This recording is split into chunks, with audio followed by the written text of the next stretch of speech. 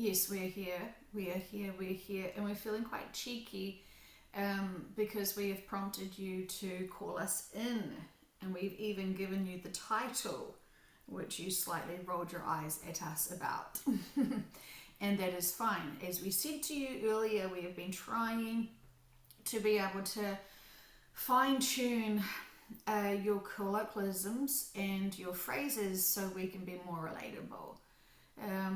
We understand that sometimes the perception of us and our information seems too cheesy and too hallmark card, and this is truly not our agenda is to be overlooked. We want you to feel our significance. We want you to feel our messages, our frequencies, our intentions, and our agendas. Of course, we want everything for everyone to be empowered, and we want the best for everyone. Obviously, that is where we have our most utter priority. But as you know, sometimes love can be too sweet and sickly for people to take notice, and sometimes tough love needs to be an approach to be able to work out each individual person that is listening who needs to be triggered in certain ways to be able to stop and think, maybe this is an opportunity for me to see things from a different perspective. I wasn't ready before, but now I am ready. And so we are fine-tuning everyone. We're reading everyone to see how we can be the best at reaching every individual person and being who is listening to this. Of course, we also support the animal collectives. There are many beloved animals that are listening to our sessions regularly as well. And so we're also being of service and assistance. As you have heard from us before, there is many things that happen behind the scenes to be able to help assist you all. And this comes with great dedication and love to you all. But we understand that when you have certain density, feeling loved puts a lot of pressure on you. And we understand that people would shrug off love because they are not wanting to give up their densities because it serves them for whatever reason. And this is why we wanted to say, tongue-in-cheek, shall we say, with all cheekiness, and we didn't want it to be a clickbait, but we also observed that this could potentially be seen as such. We wanted to shock you into being curious of what we had to say and why. And so this is why we want the vehicle to title this session Love Kills. Ooh, the words. Love feels so uplifting. And then that word that starts with K, shudder, kill. Gosh, what a impactful, punching word of holding your breath, being in fear. Many of you have been killed in different lifetimes, regardless of whether you know it or not. You're still holding on to that in one way. You may have been burnt on a stake as a witch, and as the frequency vibration and as everyone's trying to connect into themselves and to remember who you are, you're acclimating yourself to that frequency. You're reminding yourself of those lifetimes. And you're noticing now that you may be having some blemishes on your face, as if it's like a burn rash, but you know you haven't been burnt this lifetime. Interesting, isn't it? Interesting what comes through this lifetime that you're living now in a physical manner. We have been trying to help assist you. This is why it's so important for you to kill your density with love. And so this is what we are trying to get you to consider today from a different perspective. And so we want to almost say a poem to you about love kills fear, love kills anxiety, love kills judgment, love kills a loneliness, Love kills diseases. Love is so powerful that it can kill everything in its path of destruction as it overcomes and overpowers, eclipses all. So let's talk more about what it does kill. We know that this is still a triggering word. We have said that love is the key to all. Love is the key to all. And some of you think that's just a saying that should be in a greeting card. And we say, yes, it should be. But it also should be in your mind's eye, your mindset. As you're navigating through your inner work, loving it all will always be the solution to it, to help you move forward. When you're reflecting back on a tragedy that has happened, you're questioning, how on earth could I possibly love that? That defined me, that nearly broke me, that destroyed me. And we're saying those are perceptions. It didn't destroy you. Here you are now. It did define you because it was a strength of character that kept you moving forward and promising yourself you would never put yourself in that situation again. We want to say that love kills poverty. Because when you love your lack of finances, you're suddenly not in lack of finances. You love your situation that you have and you're grateful for what you do have. It must seem like magical twists of words for you.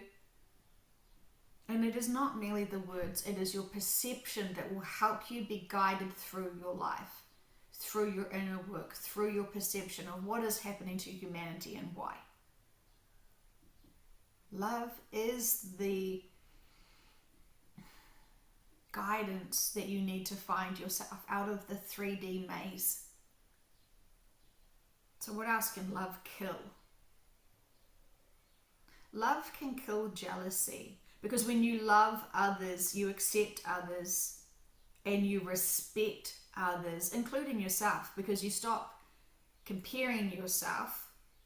You see each other as a team. You see each other as unity. You see each other as soul family, extensions of self. Love will kill any density. And we could keep rattling off all of the different densities of emotions for you to be able to hear it from a new perspective.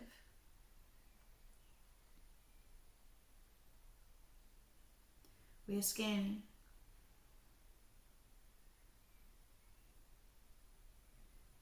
Always your solution to your inner work is seeing things from a different perspective.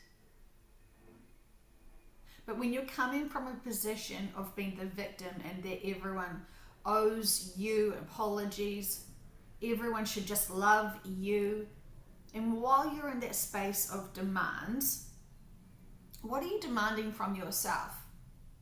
Are you expecting other things from other people and not providing it to yourself and to them? We all know of the prickly little cactus that is demanding attention from everyone while pricking everyone in its demands. We also are very aware that when you look inside that cactus, it is a very soft, delicate, of nature being, for this analogy.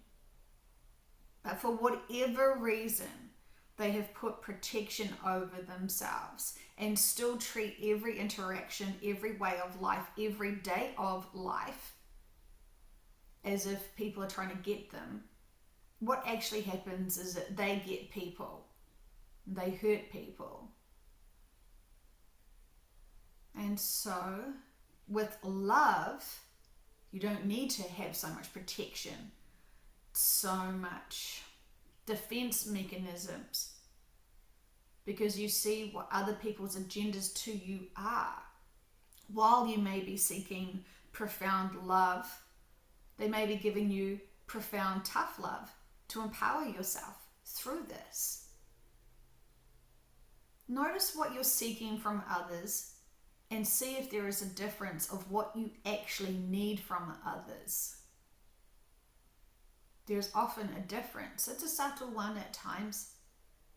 But this is, again, us trying to give you significant little perspectives from a different angle that might see how you can move forward and be unstuck. What other messages shall we share?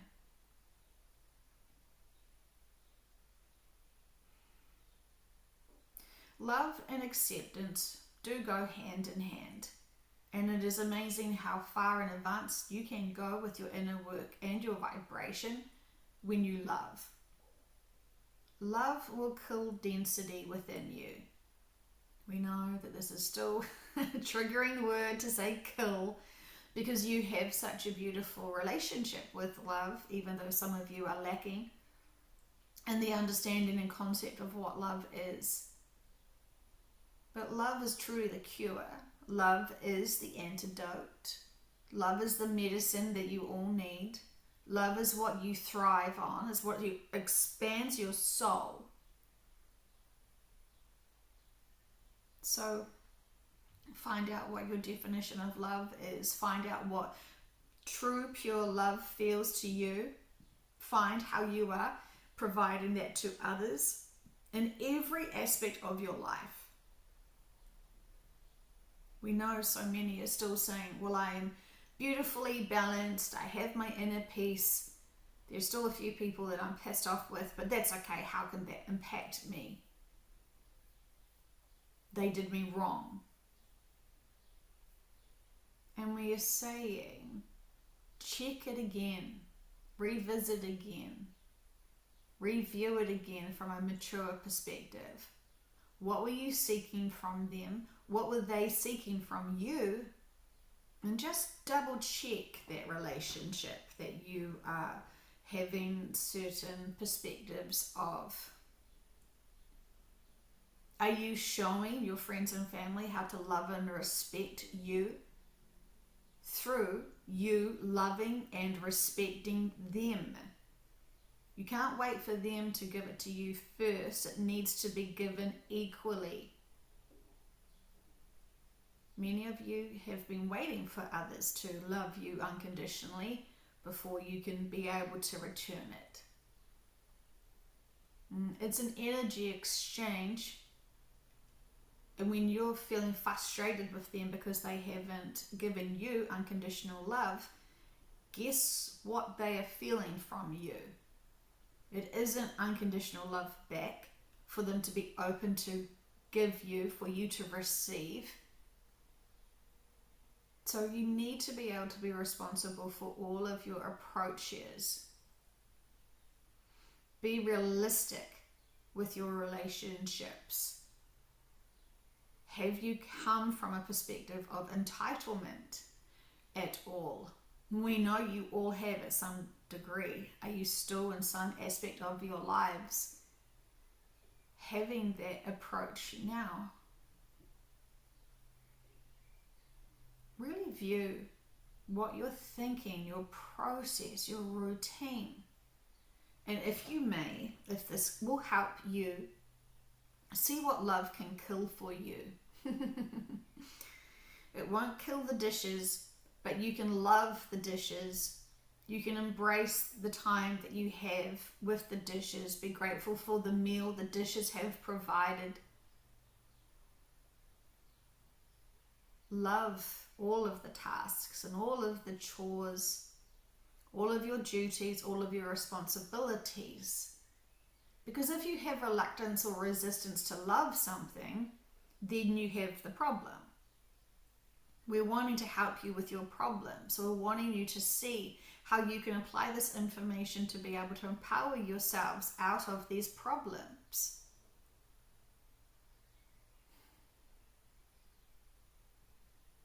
Your bodies may be doing things you do not love.